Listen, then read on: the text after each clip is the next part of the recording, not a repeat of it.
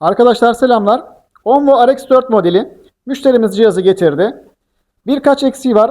İlk önce onlar giderilecek. Daha sonrasında lastikler değişecek, balataları değişecek, diskler değişecek, aksesuarlar yapılacak. İlk hali ve son hali olarak sizlerle paylaşıyorum. Kendinize iyi bakın. Görüşmek üzere.